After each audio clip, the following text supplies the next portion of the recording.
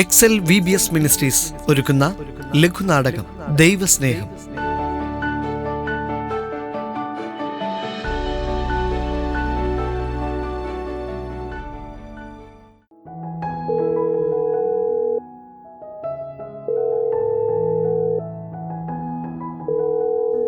Hello hello മോനെ, നീ വരുമ്പോ കടയിൽ നിന്ന് കുറച്ച് സാധനങ്ങൾ വാങ്ങാമോ?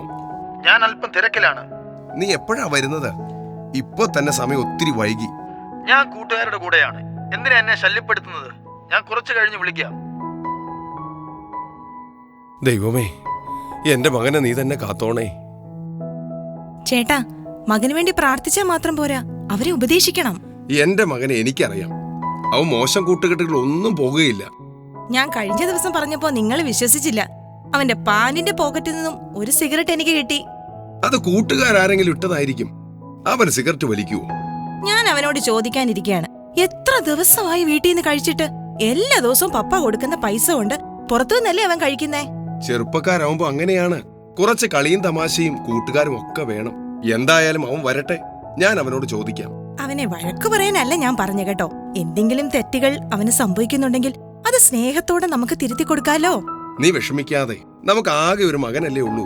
അല്പം കൊഞ്ചിച്ച് വഷളാക്കി എന്നത് ശരിയാണ്. അല്പമല്ല, ഒത്തിരിയധികം. നിങ്ങൾ അവനെ കൊഞ്ചിച്ച് വഷളാക്കിയിട്ടുണ്ട്. ശരി ശരി, അവന്റെ കാര്യം പറഞ്ഞ് നമ്മൾ വഴക്കിടണ്ട. എന്തായാലും അവനെ നാളെ തന്നെ ഞാൻ ഉപദേശിക്കാം.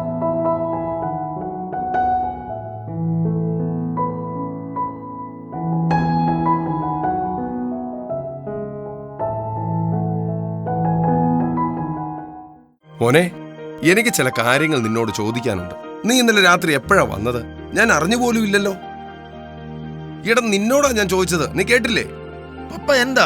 ഞാൻ പാട്ട് കേൾക്കുകയായിരുന്നു. എന്താ ചോദിച്ചത്? നീ ഇന്നലെ എപ്പോഴാ വന്നതെന്ന്. എല്ലാ ദിവസവും ഒത്തിരി വൈകിയാണല്ലോ വരുന്നത്. അതിനെന്താ, ഞാൻ എപ്പോഴും വീട്ടിൽ കയറി ഇരുന്നാ മതിയോ? ഞാൻ എന്റെ കൂട്ടുകാരുടെ കൂടെ വൈകുന്നേരം ഒന്ന് കറങ്ങാനൊക്കെ ഇറങ്ങുന്നതാ. മോനെ, നിന്റെ അപ്പനും അമ്മയ്ക്കും നിന്നെ ഒന്ന് കാണാൻ പോലും കിട്ടുന്നില്ലല്ലോ. നിനക്ക് ഞങ്ങളോട് സംസാരിക്കാൻ പോലും സമയമില്ലേ?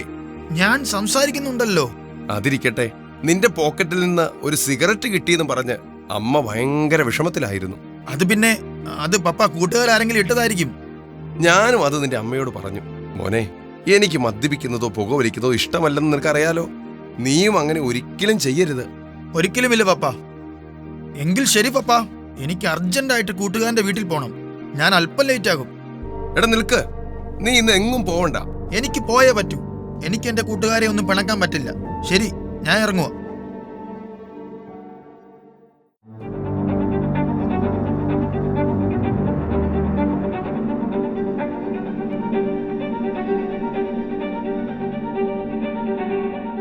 പപ്പാ, പപ്പാ രക്ഷിക്കണേ. പപ്പാ, എന്തു പറ്റി മോനെ? എന്താ നിന്റെ ദേഹത്തൊക്കെ ചോര? പപ്പാ രക്ഷിക്കണേ, എന്റെ പുറകെ പോലീസുണ്ട്. മോനെ, എന്താ സംഭവിച്ചത്? സത്യം പറ. ഞാൻ കൂട്ടുകാരുടെ വീട്ടിൽ ഇരിക്കുകയായിരുന്നു. ഞങ്ങൾ തമ്മിൽ വഴക്കുണ്ടായി. എന്നിട്ട് എന്തു പറ്റി? അവിടെ ഉണ്ടായിരുന്ന ഒരു കത്തി ഉപയോഗിച്ച് ഞാൻ അവനെ കുത്തി. ദൈവമേ, എന്റെ മകനെ ഞാൻ എങ്ങനെ രക്ഷിക്കും?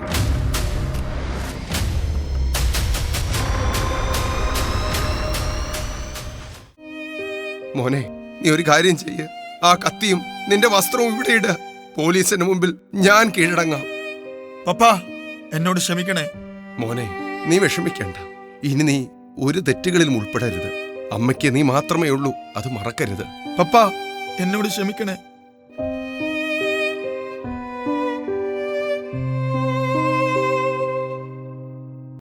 നിരവധി നാളുകൾ നീണ്ട വിചാരണയ്ക്കുള്ളിൽ ആ പിതാവിനെ വധശിക്ഷയ്ക്ക് കോടതി വിധിച്ചു.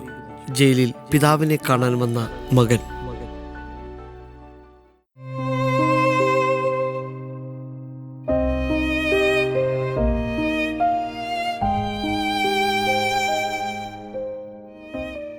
ഞാനായിരുന്നു ശിക്ഷിക്കപ്പെടേണ്ടത്.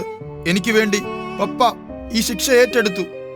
മോനെ, ഒരു കാര്യം മാത്രം നീ ഓർക്കുക.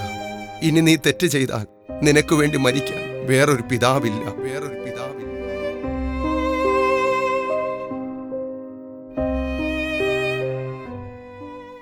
പ്രിയ കൂട്ടുകാരെ, നാം ഓരോരുത്തരും ചെയ്ത തെറ്റുകൾക്ക് വേണ്ടി ശിക്ഷ അനുഭവിക്കേണ്ടവരാണ് നാം. എന്നാൽ യേശു കർത്താവ് കാൽവറി ക്രൂശിൽ നമുക്ക് വേണ്ടി ശിക്ഷ അനുഭവിച്ചു, ക്രൂശിക്കപ്പെട്ടു. അവനിൽ പൂർണ്ണമായി വിശ്വസിക്കുക, നമ്മുടെ പാപങ്ങൾ ഏറ്റുപറഞ്ഞ് വിശ്വസ്തയോടെ ജീവിക്കാൻ തീരുമാനിക്കുക. ഇനി നമുക്ക് വേണ്ടി മരിക്കുവാൻ കർത്താവ് വരികയില്ല. വിശുദ്ധിയോടെ ജീവിക്കുന്ന തന്റെ മക്കളെ ചേർക്കുവാൻ അവൻ വീണ്ടും വരും.